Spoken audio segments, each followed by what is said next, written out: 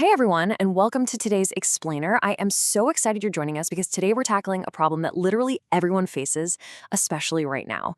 We live in this crazy world of algorithms, endless notifications, and just nonstop streams of data, right? Our brains are basically being hijacked on a daily basis. But what if I told you that the ultimate survival guide for dealing with all this modern mental chaos was actually written over 2.5 millennia ago? It's true. Today we're unpacking a really brilliant ancient framework from a text known as the Vitakkasaṇṭhāna Sutta. It is essentially a 5-step escalation protocol for completely mastering your mind. It really comes down to this one incredibly relatable question. How do we actually find peace when our minds simply will not stop? I mean, we've all been there. You're trying to focus on a task, or maybe you're just trying to go to sleep, and suddenly your brain is absolutely flooded with anxiety. It's that endless loop of digital distractions, stress from work, or, doom scrolling through whatever the latest news is. In this AI-driven era, it often feels like we're totally at the mercy of our own rogue thoughts. But the author of our source text, the Buddha, recognized this exact human vulnerability thousands of years ago, way, way before smartphones were even a glimmer of an idea. And he offered a surprisingly systematic, almost algorithmic solution to help us take back control. So the crucial point is understanding exactly what we are fighting against here. Our source material calls these mental intruders unwholesome thoughts. The text defines these as mental states that are fundamentally rooted in desire, hate, or delusion. To put that into a modern perspective, think of desire as that endless craving for more likes, buying more stuff, or constantly comparing yourself to strangers online. Hate is that spike of anger that flares up when you read a highly controversial post. And delusion? Well, that's the anxiety and confusion of overthinking scenarios that aren't even real. These are the bugs in our mental software that disrupt our concentration and just completely steal our peace. So, to clear out these bugs, here is our game plan for today. We'll start by looking at unwholesome thoughts in the AI era. Then, we'll walk through the 5 steps. Step 1 is changing the thought. Then we'll group steps 2 and 3. After that is step 4, stop fabricating, followed by step 5, suppress the mind. And we'll wrap it all up by talking about what it means to be a master of thoughts. All right, let's dive right into Section 1, Unwholesome Thoughts in the AI Era, the modern battlefield of the mind. To survive this modern battlefield, here is your defense mechanism. These are the 5 psychological solutions laid out in the text, and what I absolutely love about this is its logical progression. It operates exactly like a strict security protocol. We don't start by declaring an all-out war on our brains. Instead, we start with the gentlest possible intervention, simply replacing the thought.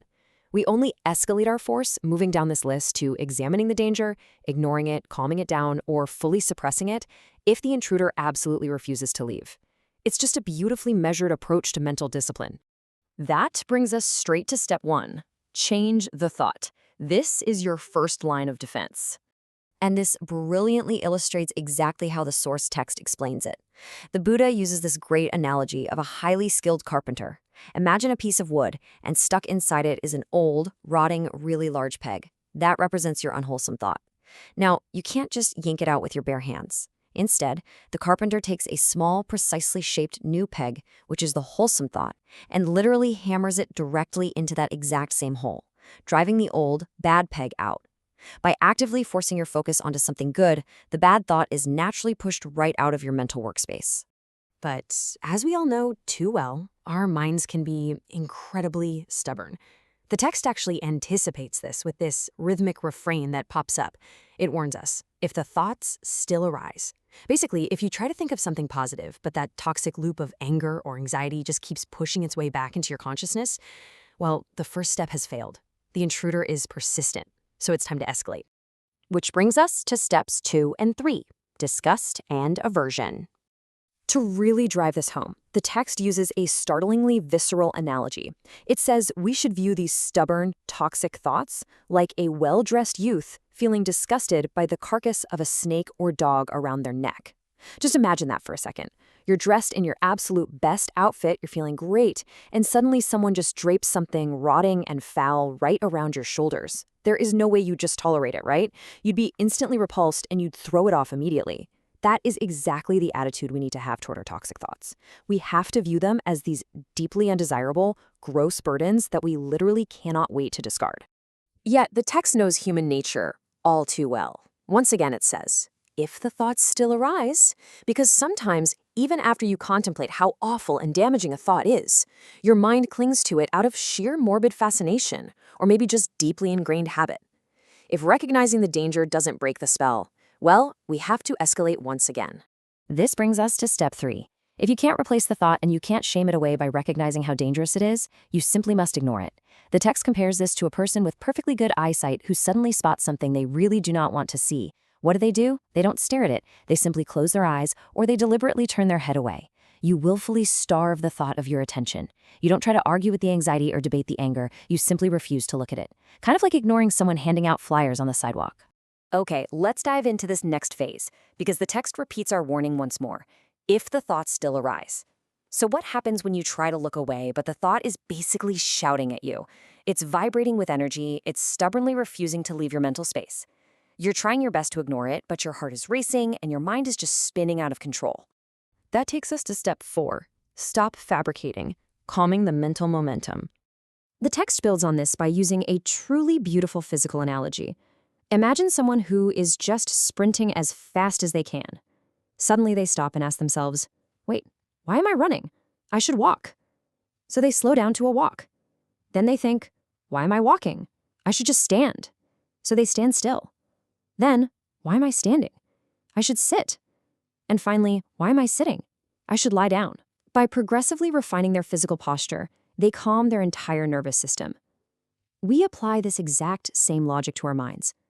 When we catch our mind sprinting in a panic, we deliberately, step by step, force our mental posture to slow down, relax, and settle. But then we arrive at the final, ominous transition. If the thoughts still arise, you've tried replacing it. You've recognized it as a toxic burden. You've tried looking away. You've even tried systematically calming down your mental momentum. But that unwholesome thought, that intense craving, that furious anger, that blinding delusion is still overpowering you. At this point, all the gentle and moderate methods have officially failed. We have no choice but to initiate step 5, suppress the mind. This is the last resort. The language in the source text gets really intense and highly physical here. It literally instructs you to clench teeth, press tongue to palate, crush and suppress the mind with the mind. This isn't some passive, floaty meditation. This is an active, forceful shutdown. You are using the sheer brute willpower of your conscious mind to crush the unwholesome thought. You grit your teeth and you absolutely refuse to let that rogue thought dictate your reality for even one more second. Now, what's really interesting about this final analogy is how the Buddha describes this supreme effort. He compares this step to a remarkably strong man grabbing a weaker man by the head or the throat and physically pinning him down until he yields. It is a really striking image of mental dominance. When a rogue thought threatens your well-being and absolutely no other method works, your conscious will has to become that strong man, violently pinning down the toxic thought until it taps out and just fades away. And that brings us to the culmination of this explainer, master of the path of thoughts, achieving true mental freedom. Just consider the traits of a master outlined in the text here. Someone who truly internalizes this escalation protocol can think exactly what they want to think, right when they want to think it. But more importantly, they will not think what they don't want to think. I mean, imagine that. They cut off the endless craving that drives so much of our modern anxiety, effectively ending their own internal suffering. They've essentially built an impenetrable firewall for their consciousness, turning a chaotic mind into a highly tuned precision instrument. So I want to leave you with this final, somewhat provocative thought to consider today. We live in a world where attention is literally the most valuable currency, and where algorithms are constantly fighting to control your focus. Your mind is, without a doubt, your most vital asset. If you apply this 2,500-year-old protocol, if you can control exactly what you think and easily dismiss what you don't want to think, what couldn't you achieve in the modern world? The power is entirely in your hands, or rather, in your mind. Thank you so much for exploring this fascinating source text with me today. Now go out there and start mastering your thoughts.